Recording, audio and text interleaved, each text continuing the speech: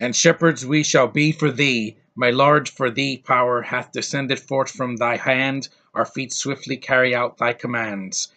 We shall flow a river forth to thee, and beaming with souls shall it ever be. In nomine Patri et Filii Spiritus Sancti. That's the Boondock Saints prayer from Boondock Saints. It's a prayer before they kill somebody, which I think is the most badass prayer in any movie I've ever seen. Welcome everybody. I tried to do it. I mean, the two guys do it better than I ever could because I'm not Irish, so I can't do an accent to save me life. But I try, you know. Welcome back to movies that are R-rated, and yes, I didn't review this, so I'm reviewing the theatrical cut because it doesn't matter which cut of this. It's a 1999 cult classic, The Boondock Saints. Yeah.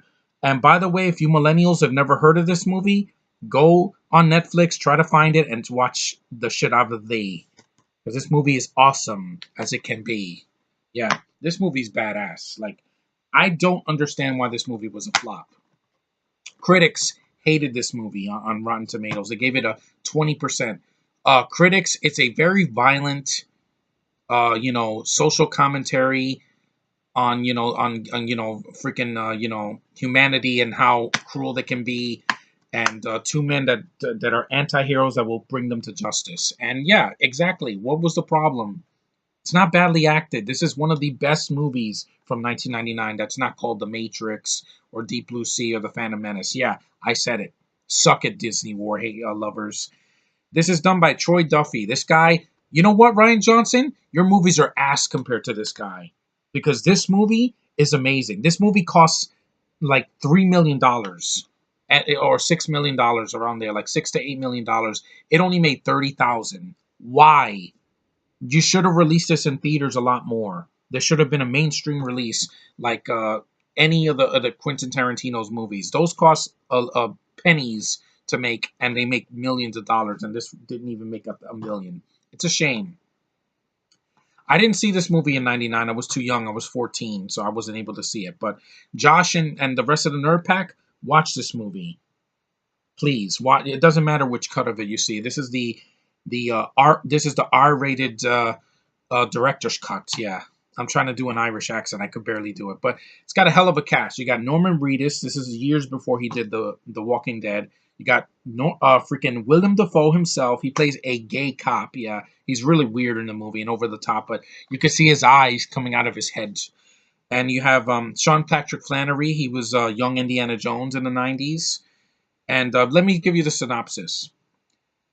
Heart-pounding and graphic. Yeah, this is not a kid's movie. This action-packed film pits FBI agents Paul Schmecker, who's Willem Dafoe, a pair of Irish brothers, yeah, brothers for life, Sean Patrick Flannery and Norman Reedus, out to rid the world of evil. So yes, they kill, like the Punisher, but two Punishers. And starting with the Russian mob. But as the brothers brutally take on Boston's underworld, Smecker finds himself torn between the busting, the vigilantes, and joining them. And like I said, Bill Connolly is in the movie. He's not in it that much. He plays their father, and he also does that badass prayer that I said in the beginning. Yeah, the film is really, really graphic. It's basically like a Tarantino film, but on steroids, with an Irish touch. And the guys, their accents are actually, they don't bother me. You know why? Because nowadays, every actor from the UK has some kind of an accent, whether it's Irish, Scottish, or freaking British, which I hate that accent. That accent needs to go to hell. Hell where it belongs. But this movie, yeah, these two guys, you care about them. It's not too long. It's 110 minutes, under 2 hours long, so it doesn't drag for 2 hours. The film is shot very well. The urban setting fits very well with the tone. It's not a comedy, so if you're looking for laughs, there might be some things that make you laugh. I mean, I love how over the top this guy is. This guy right here, wait, let me show it. Wait, let me, right here. This guy, he looks like wrestler Seth Rollins from the WWE. He has a beard. He's over the top. He says the F word a lot. I think there's a scene where they kill a cat and they splatter it all over the wall. I'm like, this movie is gruesome. This film makes some of freaking Tarantino's movies look like Sesame Street. And I can understand it's not for everyone. It's extremely violent. It's dark as all hell. The brothers, they wear these masks and they kill people. And like I said, they say this badass prayer, which religious stuff in the movie, especially when it's shoved down our faces. Black Lightning didn't need that. I thought that was really forced, but here it works because they say it in old in Latin and in the King James version, and it's really dark and it's really badass. Like they don't say a stupid one liner. They say that, and they're like, yeah. They say the prayer, and they say, "Thy will be done," and then, and I'm like, yes, hell yeah. That's awesome. It got a 7.9 on IMDb, so obviously this has a lot of fans. I have not seen the sequel yet, and there's a third one coming out. I hope it's good because I am tired of people from the UK having accents like this, and it just takes me out of it. I'm like, you sound like a leprechaun. Jack Rayner, the stupid guy that was in Transformers 4, not needed. Any actor from Game of Thrones that's got Irish accent, I'm like, no, you sound ridiculous. Get out of my face. Sophie Turner sounding like that in X-Men. I'm a leprechaun. I'm Jean Grey. No, you're not. Get out of my face. I know she's English. You don't have to tell me, Josh, in the comment section. She couldn't do a movie like this. If blood splattered in her face, I guarantee you she'd be running for the hills. She'd be like, "Oh my god!" Yeah, because girls like her can take blood. This movie is bathing gore. Every years old, it still holds up. It looks great on Blu-ray, by the way. And like I said, they take no prisoners in this movie. I love that. And guess what, KK? The two leads are men.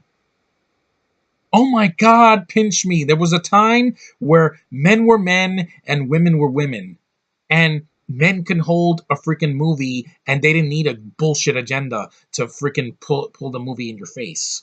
This film didn't have that. If they did Boondock Saints with women, it would be completely laughable. They'd be like, "A con to thee. Oh, I broke a nail." No, fuck you, that agenda. I hate the freaking feminist agenda. It's one of the worst things to happen to cinema in the last 10 years since 3D. And I know my friends could vouch for that. Yeah, you want to see a badass movie that has kick-ass Irish accents and guys doing a prayer and then blowing people's heads off and just splattering blood all over the place, and just the violence is just beyond in crazy. It's not mean-spirited though, because remember, this is not a comedy. Troy Duffy was out to make a kind of like an exploitation film, but with with an Irish take, and good God, he succeeded. They said this is his only good movie. I hope that he does a third one because people said the second one was a downgrade, a step down from the first one. But the first one is awesome. I love it. I love it. And there's a lot of people that are Irish in the industry that are Irish descent. My friend Sean is part Irish, so he can vouch for me. Yeah, they kick ass. They have a lot of gravitas. I can say that, people of Irish descent for the most part. Will Ferrell is hilarious. Freaking Megan Fox, well, when she started, she was kind of hot. Now I don't care for her, but she had her moments. Chris Evans, our Captain America, has Irish blood. That's why he's a badass. Yes, he is. And whatchamacallit, a bunch of other people. Robert Downey Jr. is part Irish. Half of the cast of Victorious. I love their fighting skills. I just love it. And yeah, if you want to see an R-rated movie that's un-PC'd, and no, critics are wrong. Don't believe the 20% because they gave Fembusters a 70%. And that movie's not funny and it's shit. It's shite. This is better. It says it right there. Veritas and Equitas. Yeah, I think it's Latin. I think it means life and death. I don't speak Latin, so it's a dead language. No one speaks it anymore. But yeah, if I do an accent in the video, I'm just trying to sound, Irish. I should have reviewed this for St. Patrick's Day, but I'll just talk normal now. This movie is awesome. I've seen it at least 3 times now. I saw the DVD version. I heard the commentary by Troy Duffy. I heard the commentary on this Blu-ray. It holds up. And people are like, oh, it's pretentious. It's so mean-spirited. Everybody's dying. If they're shooting up things. These are anti-heroes, people. I love anti-heroes. The Punisher, Deadpool, freaking Logan. He can be an anti-hero too. Batman. You say, oh, Batman shouldn't kill. That's not right. They never did that in the comics. Did you see Batman Returns? He killed in that movie. Even if it's unintentional, he did kill. He set a guy on fire. He knocked a fat guy with a bomb, and he blew up. He didn't survive that. He puts bats in front of the penguin's face, and he falls through a glass. That's not killing? Yeah, he's done that. So I don't want to hear Batman vs Superman. How dare he kill on screen? He's not like that. He's an anti-hero. Anti-heroes will kill to get their point across. And this movie gets its point across. And like I said, 1999, it's not dated. It looks freaking fantastic. I love the look of the film. The cinematography is great. I could do without the gay stuff. Like, with there's just a scene that's really awkward where freaking Willem Dafoe dresses as a woman and he kisses this guy. I'm like, yeah, I am not comfortable with that. As a straight man that has nothing to do with the LGBTQ, RSTUV, WXYZ, fuck that agenda too, because it's not needed in my superhero films and shows. Yeah, seeing two guys kiss is a little awkward. And then after that, he takes his wig off and he kicks a guy in the nuts. I'm like, that should have been funny, but it's like, oh, damn, that's just adding insult to injury. But other than the gay subplot with freaking, what's it called, like Willem Dafoe, which I don't care for because like I said, I'm too manly for that. The rest of the movie is badass. Don't let the R rating fool you. This is exactly what it is. This movie would never be the same with a PG-13. And like Deadpool, it doesn't pull any punches. There's no CGI in this movie. It's all practical blood squibs, gore exploding everywhere. It's insane. And the two guys, they have great chemistry. Also, there's one other thing that I didn't get in the movie, that they speak in like other languages while they're talking to Willem Dafoe. It's a little off-putting, but the most when they're speaking English, it's fine.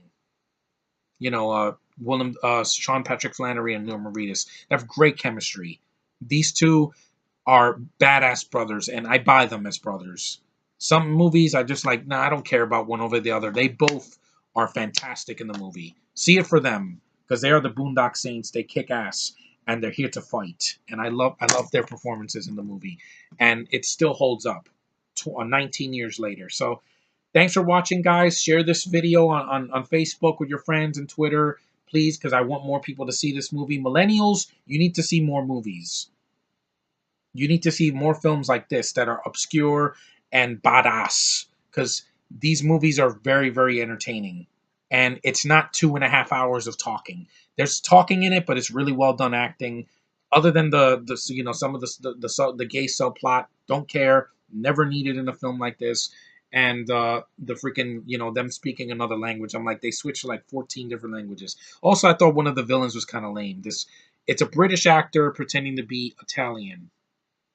Yeah, that nothing can go wrong with that. Pfft, please, they've screwed up so many franchises now. It's unthinkable. But anyway, they'll be done in the next decade. I guarantee it. Hobo with a stick will disappear. Gonna get a nice casket for her. Open it. There's your career, Daisy Ridley. Rest in peace. That's going to be after episode 9, I guarantee it. But anyway, this isn't about her. This is about the Boondock Saints, the first one. See it. Awesome. Badass. That's what I call it. And it's not just because guys are leads. If it was a guy and a girl, I'd still think it was badass. Because, it's not the gender. It's the characters. And these characters are freaking awesome. I would hang out with these guys in a freaking heartbeat. But anyway, thanks guys for watching. I wanna spice things up. I don't want my videos to be, hey guys, I want to talk about the Boondock Saints. No, I want to show some passion. I want to do my accents. I want to be over the top, because people like over the top. They don't like, and this movie sucks. And I mean, I heard some controversy about the Channel Awesome of the Nostalgia Critic. I don't know what that's about, but hey, I'm here to stay. I'm not leaving this channel. I'm gonna keep fighting every day for you guys, because I want to give content that's awesome every single day. Every time that I go on here and express my opinions on films like this. Gay agendas be damned, and freaking SJW agendas be damned in a movie like that, because it doesn't pull any punches. So, thanks for watching, guys. Take care, and see you in the next R-rated movie review.